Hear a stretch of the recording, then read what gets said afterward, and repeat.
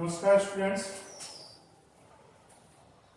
पिछले लेक्चर्स में हमने जो हमारा टॉपिक था वो था न्यूटन रिलेटिविटी।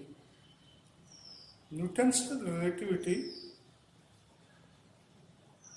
में जो महत्वपूर्ण बात थी, महत्वपूर्ण रिजल्ट था वो था कि किसी भी कण का जो वेग है वो एब्सोल्यूट नहीं होता है।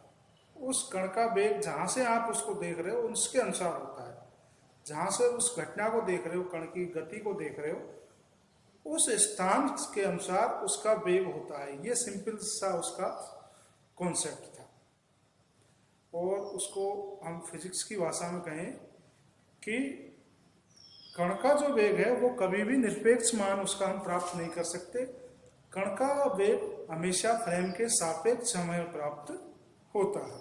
जैसा फ्रेम होता है उसके अनुसार ही हम उसको निकालते हैं। ये जो थ्योरी है ये कम से कम 200 सालों तक इसको पढ़ा गया, इस पर स्टडी की गई। और 1905 में आइंस्टीन ने एक नया अपना सिद्धांत दिया, स्पेशल थ्योरी ऑफ रिलेटिविटी, आपके क्षेत्र का विशिष्ट सिद्धांत। और उसमें फिर उन्होंने सुधार किया और 1916 के लगभग में उन्होंने दिया जनरल थ्योरी ऑफ रिलेटिविटी। और उसको हम आज तक पढ़ते आ रहे हैं, उसका उपयोग करते आ रहे हैं। उसका उपयोग हम सैटेलाइट सिस्टम में और रॉकेट सिस्टम में, मिसाइल सिस्टम में, जीपीएस में और आजकल की मोबाइल कम्युनिकेशन में, इस तरह के उसमें उसका उपयोग करते आ रहे हैं। तो न्यूटन्स थ्योरी के अनुसार उसने इनर्शियल फ्रेम्स पर अपना थ्योरी को बताया। आज हम पढ़ेंगे नॉन इनर्शियल फ्रेम्स और उनका प्रभाव। और उनका एक प्रभाव है आवासी बल।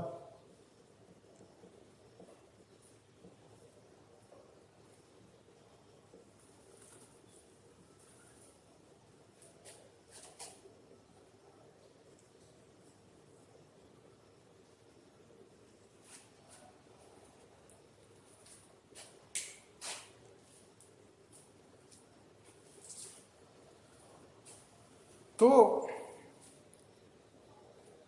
जड़त्वीय निर्देश तंत्र क्या होते हैं ये हम पढ़ चुके हैं। निर्देश तंत्र, वे निर्देश तंत्र जो एक समान वेग से गति करते हैं वो जड़त्वीय फ्रेम्स कहते हैं। और कुछ फ्रेम्स ऐसे होते हैं जो अजड़त्वीय होते हैं। और उन फ्रेम्स में ये जो भौतिक घटना है ये हमें प्राप्त होती है। और इसका सबसे सिंपल सा उदाहरण है, और सभी बुकों में ये उदाहरण आपको देखने को मिलेगा। वो उदाहरण है कि एक लिफ्ट की गति, लिफ्ट में बैठा हुआ व्यक्ति ऊपर से नीचे जा रहा है और नीचे से ऊपर जा रहा है। तो ये भौतिक घटना एक नॉन इनर्शियल फ्रेम्स की घटना है। कई फ्रेम्स में हमने जड़त्वीय फ्रेम्स में देखा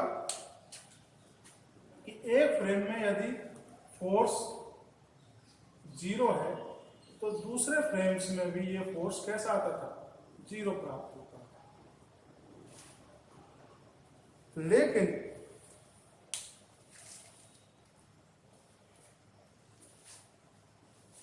कुछ फ्रेम्स ऐसे होते हैं जिसमें मान लीजिए एस या कैसा है, एस स्थिर फ्रेम है,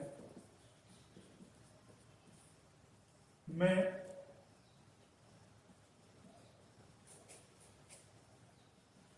त्वरण का मान 0 हो, लेकिन एस डैश फ्रेम में त्वरण का मान नॉट इक्वल टू 0। इस प्रकार के फ्रेम में, यानी कि पहले फ्रेम में एस फ्रेम में, एफ फ्रेम में, एस इसमें बल का मान 0 होगा, लेकिन एस डैश फ्रेम में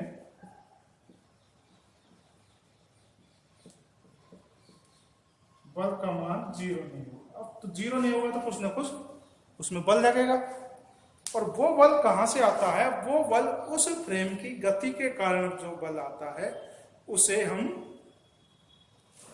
आवासी बल कहते हैं। आया कुछ समझ में? किसी भी फ्रेम में उस फ्रेम की गति के कारण पार्टिकल पर लगने वाले बल को आवासी बल कहते हैं। ठीक है? जैसे कि एक लिफ्ट में गति, लिफ्ट में बैठा हुआ व्यक्ति जो बल को महसूस करता है वो एक आवासी बल होता है, और ये आवासी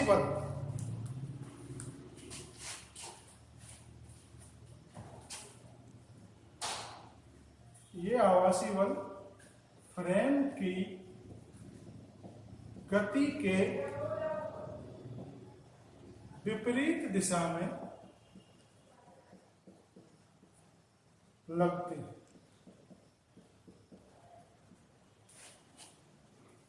आगे समझ में? फ्रेम के विपरीत दिशा में लगते हैं, यानी कि मान लीजिए एस फ्रेम में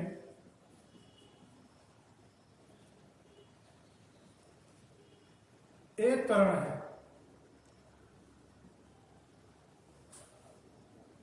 एस फ्रेम में त्वरण ए है, ए वेक्टर है, और एक दूसरा फ्रेम एस डैश बी वेग से गति कर रहा है, यानी कि तो इस वेग, इस त्वरण के कारण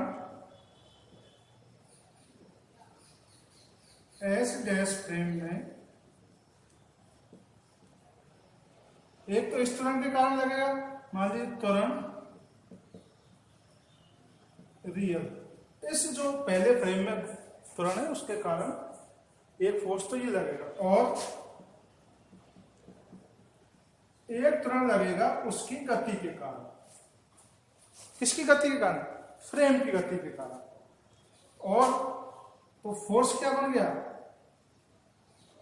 F बराबर F R, R means real, minus plus, plus मान लीजिए, वो तो डायरेक्शन बाद में लेंगे, एफ ओ, एफ ओ आवासी बल। तो ये कौन सा हो जाएगा? F A vector M A R vector, R means real force, minus M A zero. Minus sign क्या दिखाता है? उसकी अपोजिट साइड को दिखाता है। तो ये घटनाएं जिस फ्रेम में होती हैं वो फ्रेम्स कौन से होते हैं? अजड़त्वीय फ्रेम, नॉन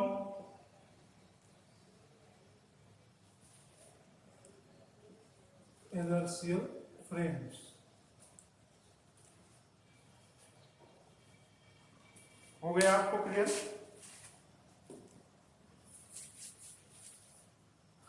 यानी कि किसी भी पार्टिकल पर, हम तो फ्रेम्स के बारे में हमेशा बात करते हैं, एक फ्रेम हमारा स्टेबल है, दूसरा एक गतिशील है, ठीक है? और अब तक हम जड़त्वीय के बारे में पढ़ रहे थे, अब पढ़ रहे हैं अजड़त्वीय के बारे में। अजड़त्वीय के बारे में कैसे पता चलेगा? वे जैसे ये एस है और इसके सापेक्ष ये विवेक से एस डैश गति कर रहा है, इसकी गति के कारण ही किसी पार्टिकल पर यदि कोई फोर्स लगता है तो वो फोर्स कहलाता है आवासी फोर्स। और इस तरह के फ्रेम्स, कैसे फ्रेम होते हैं? अजड़त्वीय फ्रेम्स होते हैं, ठीक है? यदि इसमें कोई किसी पर एफ बल लग रहा है तो इसमें लगेगा F R plus F O. F इसमें लग रहा है, इसके कारण इसमें रियल लगेगा कुछ, तो इसमें मान लीजिए पार्टिकल है, इसमें हम ऐसे धक्का दे रहे हैं, ये फोर्स लग रहा है कुछ, तो इस फोर्स का रिजल्ट इसमें दिखेगा, जिसे क्या कहेंगे रियल पार्ट, और कुछ इसकी गति के कारण दिखाई देगा, वो होगा हमारा आभासी बल। ठीक है, तो इस घटनाक में जो इसकी गति के कारण बल लग रहा है उसे हम आभासी बल कहेंगे। अब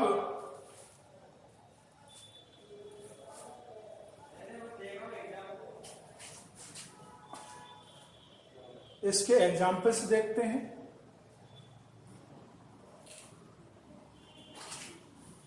जैसे कि सर एक लिफ्ट है,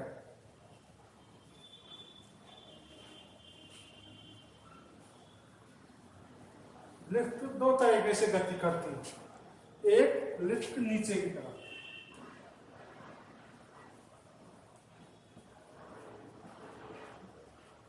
दूसरी घटना है, दूसरी प्रकार की गति है इसकी ऊपर की तरफ।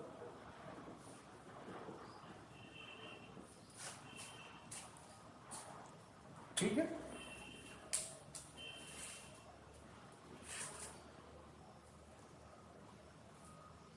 जब ये नीचे की तरफ गति करती है तो इस पर एक फोर्स, जो रियल फोर्स लग रहा है, वो लग रहा है mg, पृथ्वी की ग्रेविटेशन फोर्स के कारण। उसकी डायरेक्शन कैसी होती है, नीचे की तरफ।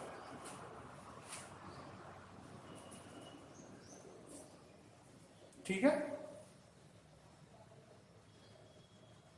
अब इस लिफ्ट की गति के कारण इसकी आभासी फोर्स की डायरेक्शन कैसी होती है, जो फ्रेम गति कर रहा है उसके विपरीत दिशा में, तो इसकी गति के कारण जो फोर्स लगेगा वो कैसे लगेगा, ऊपर की तरफ लगेगा, और वो कैसा होगा ma0। इसमें जो तो त्वरण होगा, गति का जो त्वरण होगा, वेग में जो त्वरण होगा, मान लीजिए जो जितना भी हो, लिफ्ट की जो वेग होगा उसमें जितना परिवर्तन होगा, जिस वेग से वो गति कर रही है उसके अनुसार ये फोर्स लगेगा। तो इसके अनुसार टोटल फोर्स क्या आएगा, mg माइनस mg, ये इसका टोटल फोर्स होगा। तो इस घटना में इसका मान जितना होगा उतना ही व्यक्ति के भार में कमी महसूस होगी। यानी यदि आपने कभी लिफ्ट में को काम में लिया हो तो आपने हमेशा महसूस किया होगा कि जब लिफ्ट नीचे जाती है तो हमें ऐसा लगता है कि हमारे कुछ वजन में कमी हो गई है। वो किसके कारण होती है, इस बल के कारण। ठीक है, अब दूसरी घटना पर हम बात करते हैं, जो है घटना जिसमें लिफ्ट ऊपर की तरफ गति कर रही है। ऊपर की तरफ गति कर रही है तो मान लीजिए ऊपर की तरफ फोर्स कितना लग रहा है,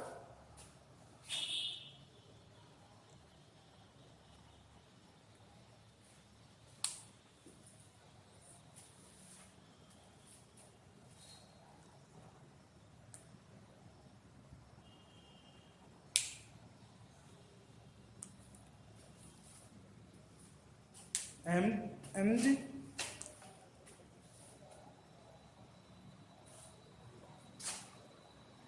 भाई व्यक्ति उसमें बैठा है, उसका कौन सा वजन लग रहा है, mg, ये लगेगा mg। पृथ्वी गुरुत्वाकर्षण के कारण किधर की तरफ लगेगा, नीचे की तरफ। और लिफ्ट की गति कैसी है, ऊपर की तरफ, और सूर्य फोर्स इसके विपरीत में काम करेगा, तो ये भी किधर लगेगा, नीचे की तरफ। दोनों एक तरफ ही लग रहे हैं, तो टोटल फोर्स क्या होगा, mg प्लस ma0 वेक्टर। यानी कि जब लिफ्ट ऊपर की तरफ गति करती है तो उसमें उस व्यक्ति के वजन में इतना फोर्स और ऐड हो जाता है, यानी कि इसमें व्यक्ति के भार में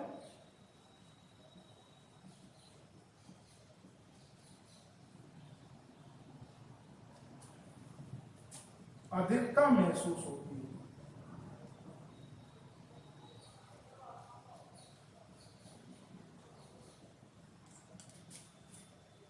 क्लियर है? तो इस लेक्चर में हमने पढ़ा कि आभासी फोर्स क्या होते हैं। आभासी फोर्स वो होते हैं जो फ्रेम की गति के कारण किसी भी पार्टिकल पर लगते हुए प्रतीत होते हैं। और किन में लगते हैं? ये अजड़त होते हैं। इस फोर्स की डायरेक्शन हमेशा फ्रेम की गति की डायरेक्शन के विपरीत होती है। ठीक है भाई। और इसके एग्जाम्पल थे, जो सिंपल सा एग्जाम्पल है वो है ये लिफ्ट का। अब इसमें यहां देखिए एक बात और, यदि ये दोनों मान बराबर हो जाए, यानी कि ये A0 का मान G के बराबर हो जाए, तो इस स्थिति में mg माइनस mg बराबर 0, यानी कि यदि लिफ्ट ऊपर से 98 मीटर पर सेकंड स्क्वायर के त्वरण से नीचे गिरेगी तो व्यक्ति को अपने वजन में उसका वजन उसको कैसा लगेगा कि उसको कैसा फील होगा? जैसे वो स्पेस में है जहां कोई भी ग्रेविटेशन फोर्स नहीं है। यदि लिफ्ट पृथ्वी के गुरुत्वाकर्षण के बराबर नीचे की तरफ गिरेगी तो उसको ऐसा लगेगा जैसे वो स्पेस में। दूसरी बात, जैसे कोई व्यक्ति स्पेस में है, कोई स्पेस शटल है, वहां ये पार्ट तो कैसा होता है? 0 होता है भाई। ये पार्ट कैसा हो जाएगा? 0 हो जाएगा। और यदि स्पेस शटल जो है, स्पेस यान है कहें उसको, वो पृथ्वी के गुरुत्वाकर्षण फोर्स के बराबर काम करेगा, गति करेगा, तो उसको ऐसा ही महसूस होगा उसमें, कहां पर? स्पेस में, जैसे वो पृथ्वी पर। ठीक है। तो ये यहां से एक कॉन्सेप्ट हमारे समझ में आया, आभासी बल, सूडो फोर्स। आगे हम पढ़ेंगे कि घूर्णी निर्देश तंत्र में यदि उसका angular momentum, angular velocity omega हो, तो उसके विस्थापन सदिश वेग में क्या परिवर्तन आते हैं, और उसके अनुसार हम आगे पढ़ेंगे कोरियोलिस फोर्स, अपकेंद्रीय फोर्स आदि। ठीक।